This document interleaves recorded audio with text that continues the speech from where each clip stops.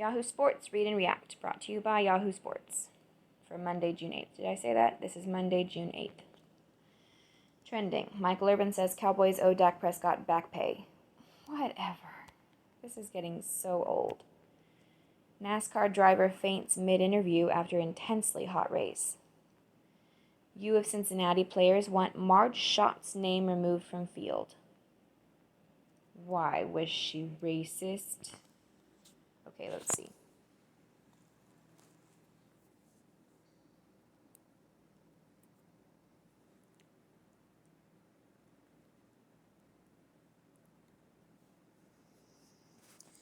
Cincinnati baseball players, including Kevin Youkilis, want to remove Marge Schott's name from field. Want the school to distance itself from Marge Schott. A number of Cincinnati alumni, including former Major League All-Star Kevin Youkilis, have endorsed a petition to remove Schott's name from the team's baseball stadium.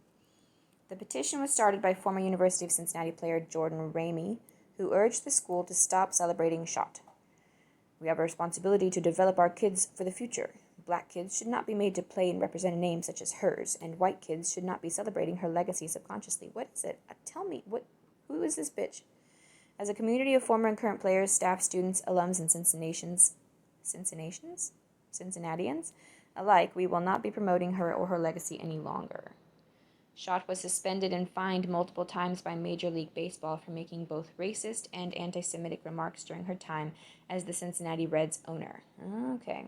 One of those suspensions came after Schott said Adolf Hitler was good at the beginning, but he just went too far. Oh. She sold her controlling interest in the team in 1999, but remained on as a minority partner. Schott died in 2004. Youkilis, a Cincinnati alumnus, weighed in on the petition Sunday. He explained he had an opportunity to have the field named after him, but passed on it after learning his name would sit next to Schott's.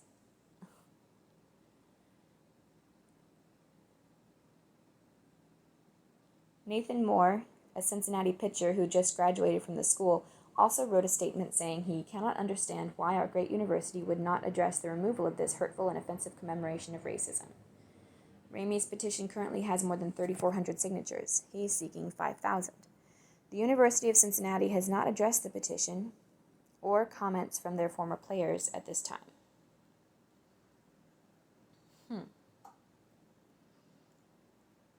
Well, that makes more sense than, tearing down statues of General Lee or Texas Rangers, of all things. So, okay. Kurt Thomas, first male U.S. gymnast to win gold, dies at 64. The balance of power in sports has shifted, by Jay Busby. Why am I again reading about the balance of power in sports? Morning, friends. We're living in interesting times, aren't we? The sports world today isn't this... I wouldn't call it interesting. Interesting isn't the word I would use. The sports world today isn't the same as it was a week ago.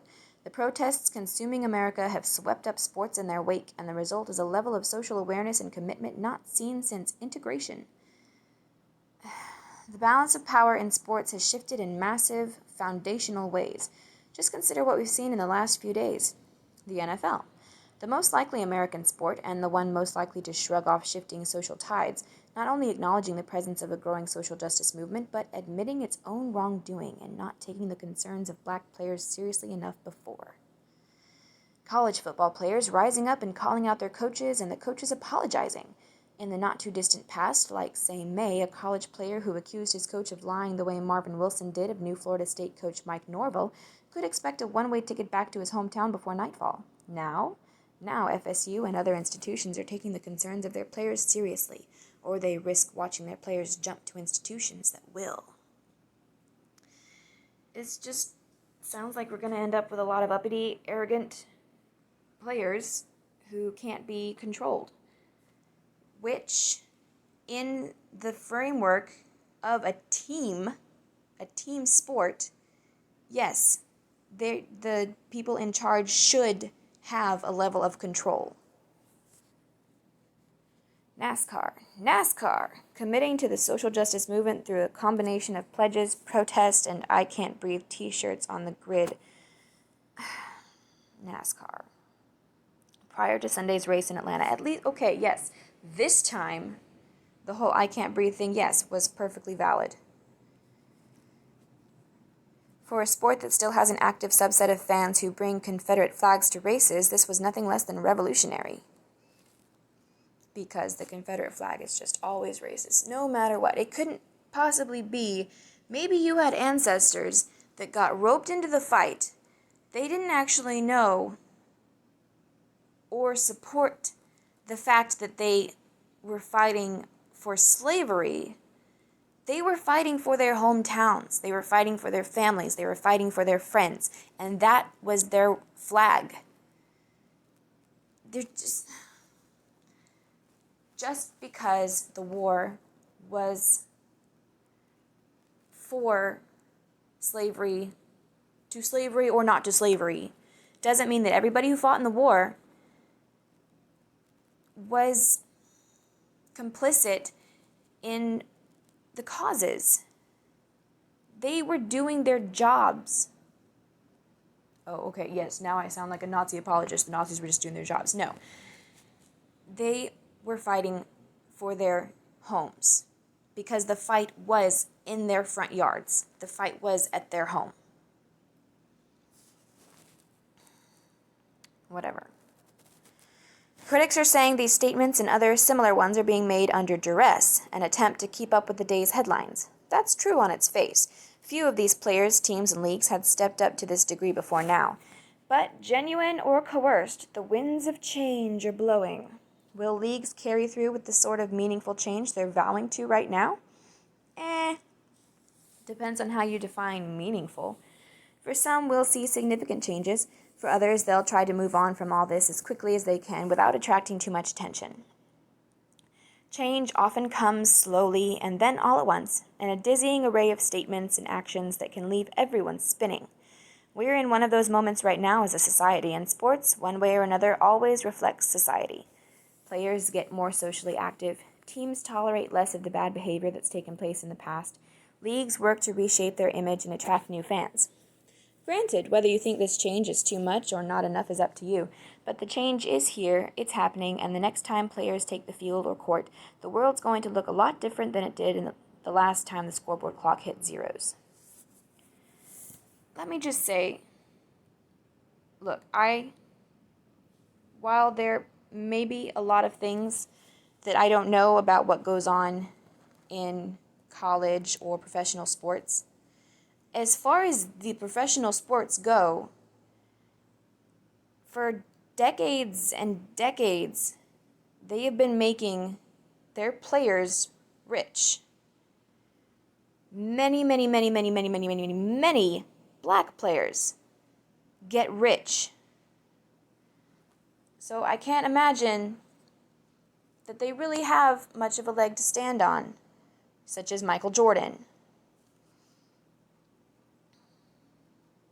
That being said, I am always sort of against change just because I don't like it.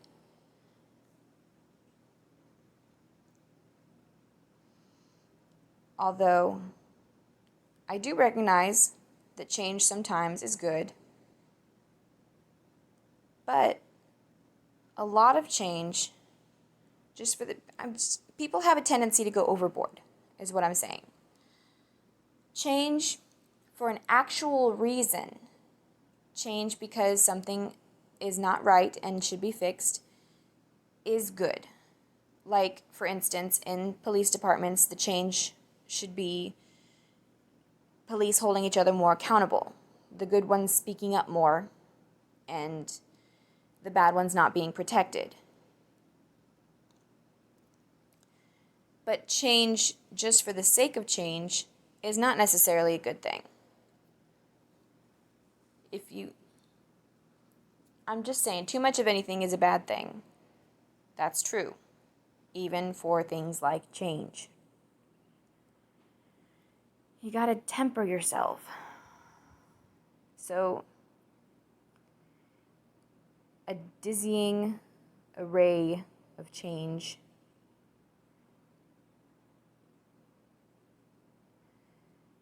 Change coming all at once, in a dizzying array of statements and actions that can leave everyone spinning. No, that doesn't sound smart. Game plan. Black athletes should take inspiration from 1967 meeting.